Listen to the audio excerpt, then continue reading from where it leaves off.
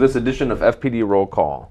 In this edition, we'll be talking to 2 new Florissant police officers, introducing them to you and the rest of the community, and then we'll move on to the August crime statistics. So up first we have Officer Jodi Chappie. Welcome to the Florissant Police Department. Thank you. So let us know when you started. I started August 29th. Okay. So this year, recently, August 29th. Yep. Gotcha. So you're still in field training. Yep. I always like to introduce our new officers on the show. I think it's important to let everybody know, who the new officers are, and so they can put a face with the name if they ever, run into you guys on calls or whatever other communications with the city. So tell the audience about yourself. Well, my name's Jodi Chapie. I'm born and raised in Florissant. I'm 24 years old. I went to Incarnate Word Academy for high school. Okay. From there, I got a soccer scholarship. I went to Quincy University, where I majored in criminal justice, and then here I am. Okay. And then you've got prior police experience, right? I do. So tell us a little bit about that. Well, once I graduated from Quincy, I went on to the City Academy in October of 2014, and from there, I got assigned to work in the 6th District, which is North City. Okay. I worked in areas like Baden, Walnut Park, Graterville, and so I was there on the streets for about a year and a half. Great, great. So you come to Florissant with some pretty good background experience. Oh yeah, for sure. Yep. Yeah. So, and then why did you choose to work for City of Florissant? Well, I'm born and raised in Florissant. Like I said, I actually did an internship with Florissant when I was at Quincy in the summer of 2013, I believe, and from there, that was my first, real interactions with police officers while doing the duty. I got to do ride-alongs. I got to see, what the dispatchers do, what the ladies at the front desk do, a little bit of everything. And from there, I got to see how Florissant operates and what keeps Florissant looking nice and pretty. Right. So, and then. So through the experience of the internship, that made you want to come back and work for us after you got some experience in the city? Most definitely. And, I worked at Fisher's school uniforms growing up, Coke Park. I was a summer camp counselor, and my family's still here. My roots are here, and just seeing how nice it still is, and how grateful the people are. Right. We just had a lady come up to us, and she's like, "Thank you for your service," and it's refreshing working here. Right. So. And it's always been that way. I mean, absolutely. Ever since I've been here, you get stopped numerous times throughout the day, and people thank you for your service and really appreciate the job that we're doing. Definitely, so and you can tell. You can tell, and the city is still as beautiful as I remember it growing up, so it's nice. And you're working to keep it that way. Yep. So what do you hope to accomplish by working in Florissant? What do you hope to accomplish in your career here? Well, in the city, I got very fortunate. I had I got stuck with a good partner, a good sergeant, lieutenants, and we found our niche. We liked getting the guns and drugs. That's what we were good at. It was getting very easy to us. And so here, it's a new ball game. I want to find what I'm good at, and I want to roll with that and see where it takes me. Yeah, absolutely. So, well, you've got plenty of opportunity here as well. So. Most definitely. Well, we're happy to have you, and welcome to the police department. And if anybody out there sees Jodi on the street, let her know that you saw her on the show for one thing, and that welcome her to the police department as well. So we'll be right back after these words with another new officer, our park police officer, Craig Horton. Me and my friends, we thought we were the coolest girls in school, until my friends started partying and drinking. Hope got pregnant and dropped out of school. Ashley tried to kill herself and is still in the hospital. Jennifer and Hannah were in a car accident. Jennifer was arrested, and Hannah, she's gone for good. Now there's just me. Alcohol, is it worth it? A message from the Division of Alcohol and Drug Abuse in Missouri's Youth Adult Alliance. Welcome back, and with me now is another new officer, Officer Craig Horton. He's assigned to our Park Police Division. So welcome, Craig, to the police department. We have the extra spot in the Park Police, and we thank you for taking that. And can you tell us about yourself? Tell the audience kind of what your background is and where you came from and all that good stuff. Okay, thanks, Craig. My name is Craig Horton, and I've lived in North County all my life. Grew up in Jennings, went through the Jennings School District, then moved to Delwood for a while, and then now I currently live in Ferguson with my wife and between us, we've got 4 kids, 2 boys, 2 girls, Okay. and 7 grandchildren. And we like to do a lot of stuff on the weekends, on our days off with our kids and our grandkids. Okay. And you've got prior police experience, so this isn't your first police gig. So tell us about your prior police experience. Okay, I started being a police officer back in the early 80s. I was a reserve officer with Riverview for a year. Okay. Then I moved on and went to St. Anne's as a reserve for 2 years, put myself through the police academy, and got my first full-time police job in 1986 with the city of Ferguson. And I worked there, and while I was there, I was a public information officer. And then I left there because I moved down to Fenton, Okay. and I went to work for the city of Fenton, worked there for about a year. And then I moved over to Delwood and worked there for about 3 years. And while I was in Delwood, I was helped set up their neighborhood watch program. Then I had the opportunity to go back to Ferguson in 1995. Okay. And in 1996, I was chosen as Ferguson's first DARE officer. And that's where I spent my next 20 years in Ferguson, Okay. doing the DARE program and the school resource program. And I'm also a great gang resistance education training officer. Okay. So I have a lot of experience working with the youth, Right. and I enjoyed being in the schools, worked with the Ferguson-Florissant School District for the 20 years, and had a very successful program.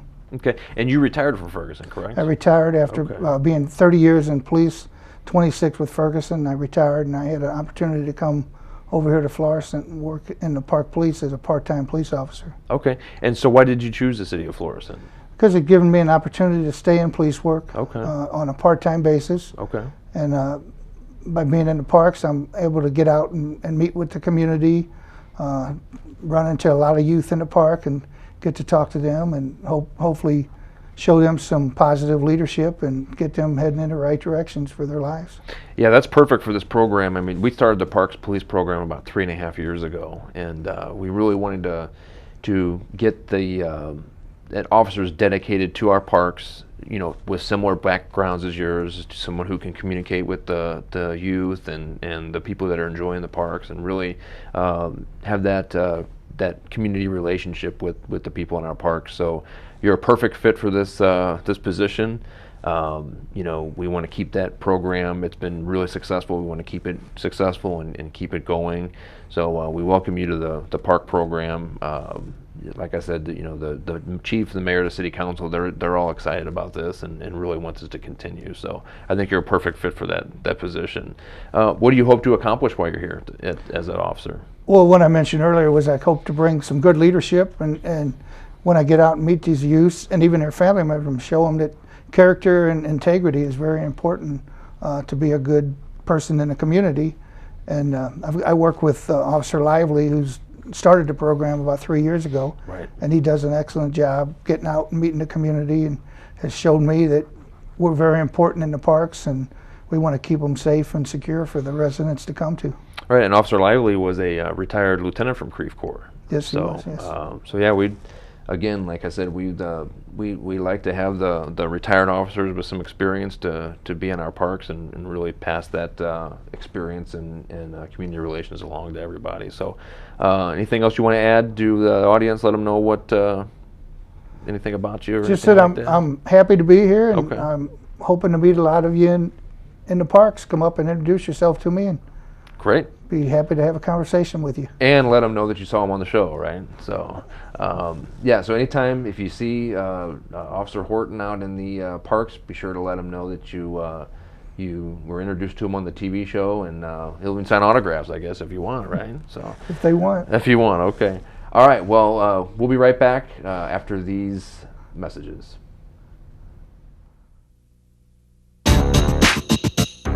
Hey, do you know another kid or teacher who's been threatened at school? Have you or a friend been bullied at school?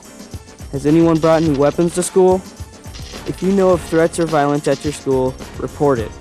You don't have to leave your name when you call the Missouri School Violence Hotline at 1-866-748-7047. That toll-free hotline number is 1-866-748-7047. Welcome back, and I will now go over the August 2016 crime statistics. There were 2 robberies in the month of August reported at the following locations. On August 19th, 13,000 block of New Halls Ferry, and on August 28th in the 300 block of North Highway 67. There were 8 burglaries in the month of August reported at the following locations. On August 5th in the 500 block of Naomi, on August 6th in the 1200 block of Wadsworth, on August 8th in the 1300 block of Kale, on August 13th in the 1st block of Mercury, on August 18th in the 1200 block of Greeley, on August 20th in the 100 block of Seville, on August 22nd in the 900 block of Durhacky, and on August 26th in the 8200 block of North Limburg.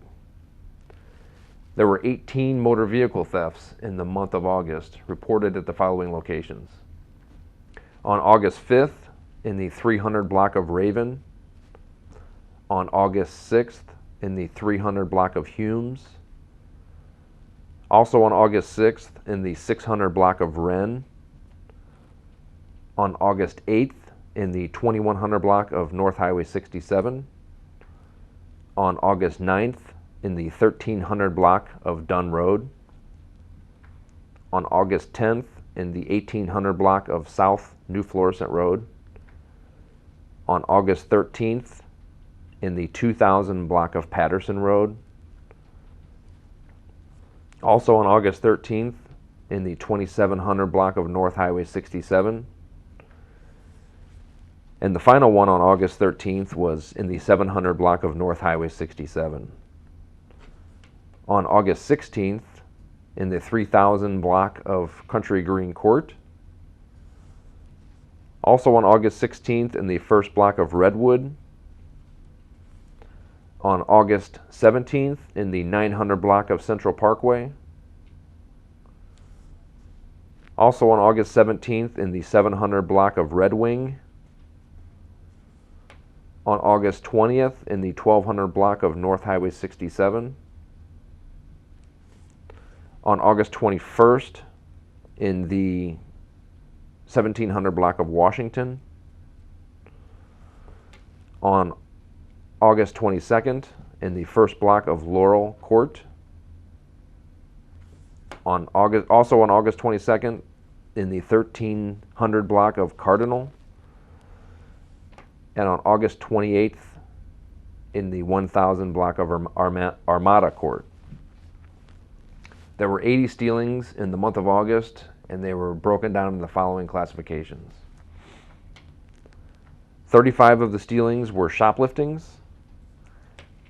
9 stealings from a motor vehicle, 12 stealings of motor vehicle parts, 1 bicycle was reported stolen, 3 stealings from a building, and 20 miscellaneous stealings. There were 13 property damages in the month of August. As you've noticed, we've had a few more motor vehicle thefts and stealings in the month of August. Part of the reason for that is some of the motor vehicle thefts that we did have, the vehicles were left unlocked. Some of them even had the keys left in the vehicle. So I want to urge you to spread the word, to try and keep your vehicles secure, some of your items secure.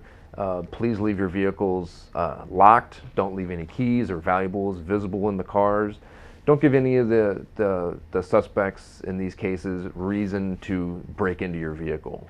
I think we could really cut down on a lot of this crime by simply taking the extra time to make sure that everything is stowed away, and just really don't give these criminals any type of reason to want to break into your vehicle.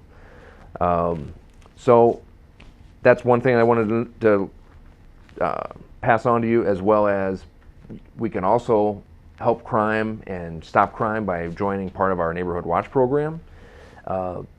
We always try to encourage our residents to be part of that program, report any suspicious activity to the police department. If you're interested in becoming a block captain or registering for the Neighborhood Watch program, let me know. My contact information will be at the end of the program. Please let me know, reach out to me. I will be happy to let you know what the program is all about and explain how you can get involved and help protect your community and help the police department protect your community as well. And one last thing I wanted to mention was the AARP Driver Safety Program. The last one that the police department will be offering is in November. It's Tuesday, November 8th, 2016. The class runs from 9 a.m. until approximately 1 p.m. The cost is $15 for an AARP member, $20 for a non-member, and you will pay the instructor at the time of the class after you register with me at the police department. Please contact me by phone at 314-830-6042 or email me at cdehart@florissantmo.com. Don't forget to like us on Facebook, also follow us on Twitter, or contact us on our website at www.florissantmo.com/police. And as always, if you see something suspicious or something that just doesn't feel right, call us at 314-831-7000 or dial 911 if it's an emergency. That's the end of the show, and we'll see you next time.